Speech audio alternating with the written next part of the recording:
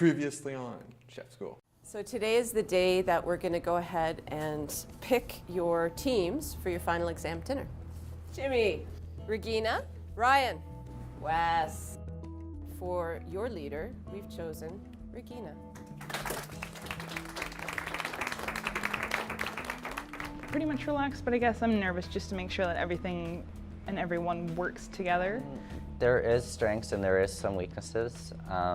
I know that there is going to be a lot of procrastinating between some people, and I already know there's going to be some drama between a few of us.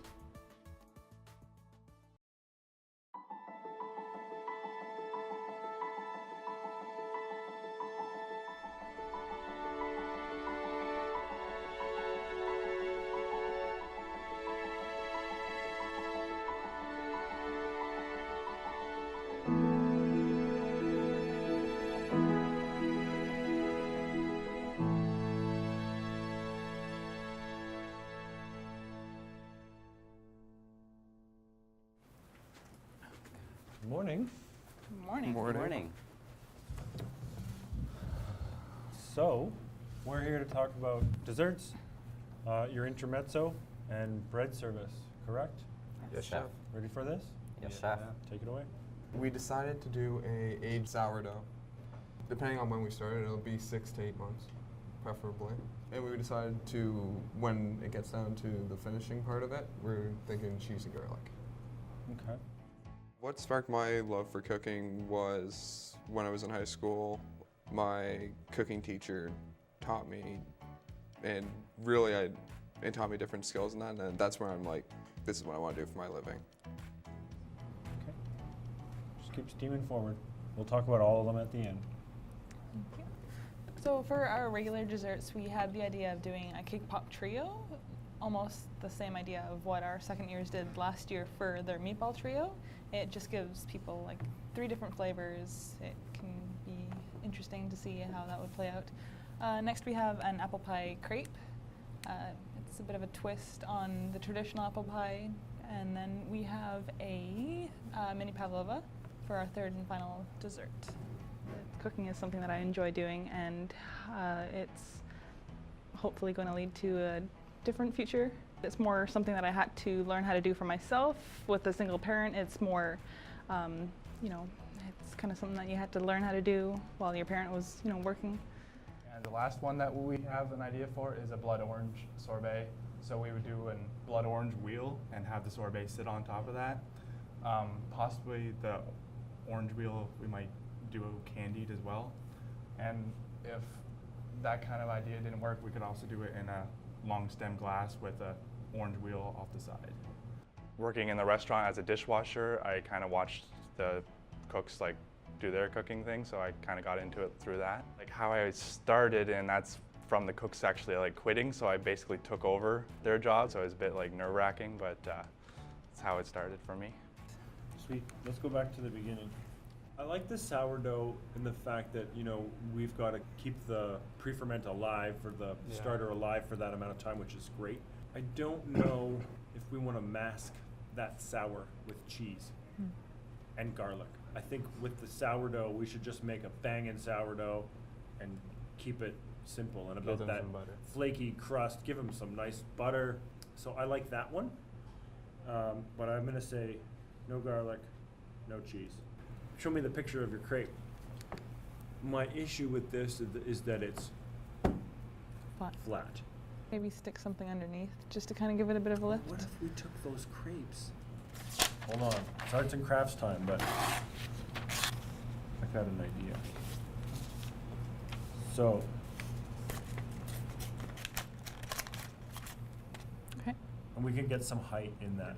I want it off the plate, because if you're just thinking about it on that plate right now, you're looking down at it, yeah, looks good.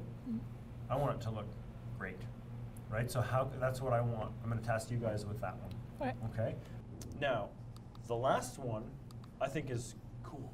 Seasonality might be an issue, but we can purchase like a high-end puree product. We might not be able to do the wheel of blood orange, but we could do an orange chip, right? And then you get a little bit of contrast. Across the board with the desserts, what I see is we're lacking refinement. right? So going on to the intermezzo, we're gonna move on to the blood orange sorbet, dried orange. We're going all in with the apple crepe, right? So you guys have all of the information that you need right now to do this, but what we're looking for next is these things in more detail so that we can then make them. Good? Okay. Thanks, guys. Thank you. Have a great day. It was tough. You know, they had a few ideas, but none of them were quite refined enough for this meal. They weren't done. The dishes weren't done when they came to us. They were all missing something. They were all a little bit down here where we're looking for up here. And I think a good part of that was because of the amount of elements.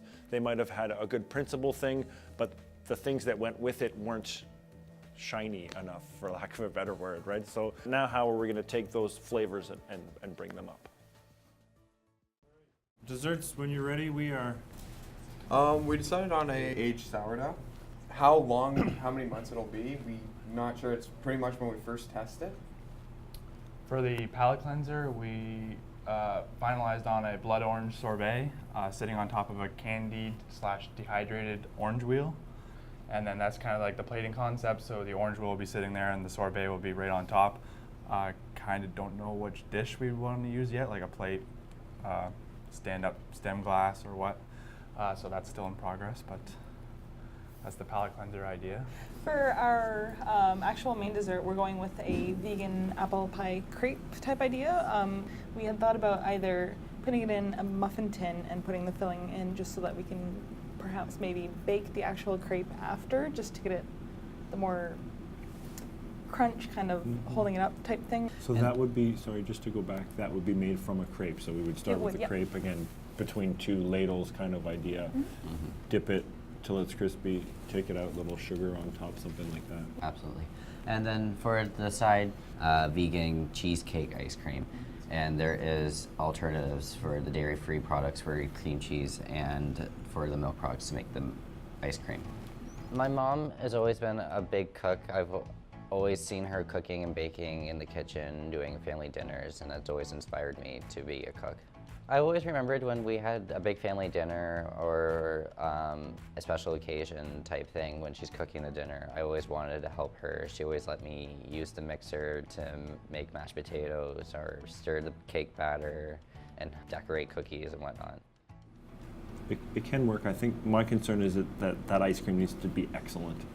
Yeah. I mean, just like everything else that we're talking about, obviously, but I want it to be one of those. We've all had those vegan dishes where, you know, you think it's like, yeah, it's pretty good for vegan. I don't want to be pretty good for vegan. I just want to be pretty good. Well, if we went, so Chef Karen's brought an interesting concern up is the sogginess of the crepe, right? So when we had talked about putting it into that muffin mold and baking it, I mentioned that to Chef Karen. We kind of debriefed after we spoke last week, and her first thing was, is that crepe going to get soggy? If we went the deep frying route, I think that it would provide a little bit of a barrier. So I think that can solve that. And if we end up with that shape, that could be cool. That was a pretty productive day. Thank you guys. Looking forward to this meal. Thank you. I think that going into the testing phase, the dessert crew, you know, I think they're in good shape. I think that the testing process is going to reveal a lot. So, you know, pastry and desserts in general can be it's a very precise thing. So the recipes matter, the techniques matter.